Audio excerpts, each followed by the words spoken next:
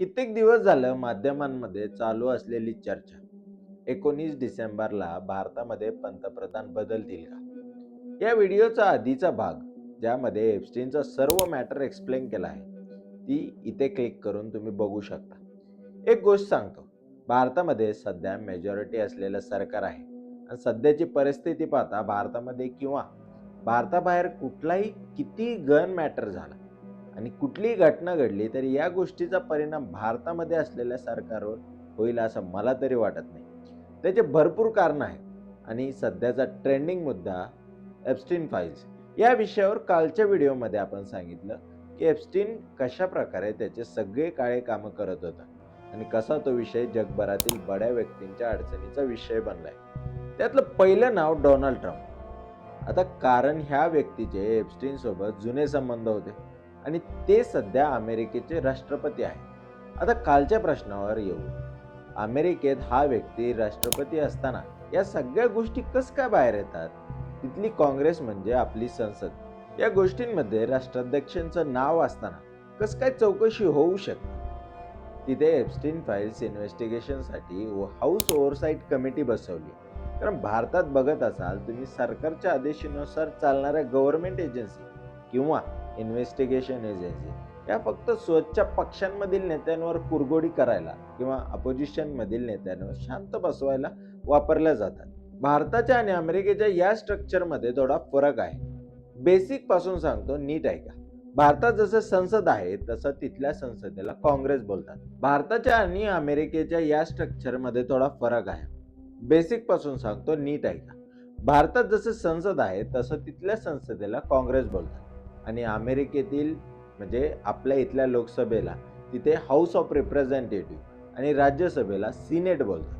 अमेरिकेत दोन मोठ्या पार्टीज आहेत, म्हणजे एक रिपब्लिकन आणि दुसरी डेमोक्रॅट. सध्या डोनाल्ड ट्रम्प रिपब्लिकन पार्टीचे राष्ट्राध्यक्ष आहेत आणि मी त्यांच्या खासदारांचा नंबर बघितला. रिपब्लिकन पार्टीचे 220 आणि डेमोक्रॅटिक पार्टीचे 213 खासदार आहेत. जास्त काही फरक नाही. विरोधी पक्ष स्ट्रॉंग आहे. वापस ट्रम्पकडे येतो. ट्रम्प यांनी एप्स्टीन फाईल्स ट्रान्सपरन्सी ऍक्ट, जो हा सगळा रेकॉर्ड पब्लिश करण्यास संबंधित आहे, त्यावर साईन करण्यास नकार दिला. पण विषय असा झाला की अमेरिकन नागरिकांनी कमी वयातील मुलींवर झालेल्या या सेक्स ट्रॅफिकिंगच्या गुन्ह्याला भरपूर सिरियसली घेतल्याचं दिसतंय आणि रिपब्लिकन पार्टी म्हणजे डोनाल्ड ट्रम्पच्या पार्टीच्या खासदारांवर दबाव आणला आणि डोनाल्ड ट्रम्प यांना साईन करण्यास मजबूर केलं. यांनी या कायद्यावर साईन केली. अजून एक दुसरी बाजू समजून सांगतो की अमेरिकेच्या स्ट्रक्चरमध्ये बदल असा आहे की तिथे राष्ट्राध्यक्ष आणि काँग्रेस या दोन बाजूमध्ये काँग्रेस स्ट्रॉंग आहे. म्हणजे तिथे काँग्रेस या कुठलाही मॅटर इन्व्हेस्टिगेशन करण्याचा अधिकार आहे. तिथला हाऊस कमिटीमध्ये इंडिपेंडंट अथॉरिटी असते, ज्यावर राष्ट्राध्यक्षांचा अधिकार चालत नाही. दुसऱ्या बाजूला हाच अधिकार भारतात सरकार स्वतःच्या इच्छेनुसार गव्हर्नमेंट एजन्सीद्वारे किंवा पार्लमेंटरी कमिटीद्वारे वापरला जातो. आता हा मॅटर सध्या हाऊस ओव्हरसाईट कमिटीच्या इन्व्हेस्टिगेशन अंडर आहे आणि ते हळूहळू माहिती पब्लिश करतात. पण डोनाल्ड ट्रम्प याच्या प्रवक्त्यांनी आरोप केलाय की फक्त ट्रम्प यांच्या विरुद्ध षडयंत्र आहे आणि चुकीचा नेरेटिव्ह सेट करण्याचा एक प्रयत्न आहे, असे आरोप त्यांनी केले. दुसरा प्रश्न, भारतात या सगळ्या गोष्टींचा काय परिणाम होईल? मला वाटतं या गोष्टींचा किरकोळ परिणामही होणार नाही.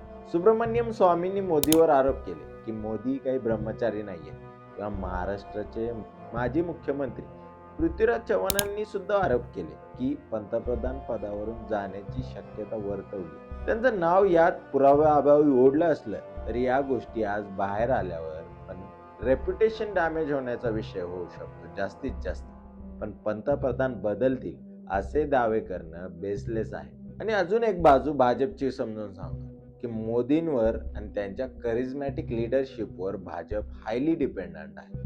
मग त्यामुळे दुसरा कोणीतरी त्या पदावर बसून भाजप स्वतःचं फॉलोइंग कमी करून आणि ह्या पूर्ण परिस्थितीत ही गोष्ट अशी हाताळेल असं मला तरी वाटत नाही. बघू याच्यात अजून काय घडामोडी घडतात, पण सध्यापुरतं एवढंच. पुन्हा भेटूया नवीन पॉलिटिकल गॉसिप सोबत. जाता जाता माहिती आवडली असेल तर ट्रेंडिंग पॉलिटिकल गॉसिप्सला सबस्क्राईब करायला विसरू नका.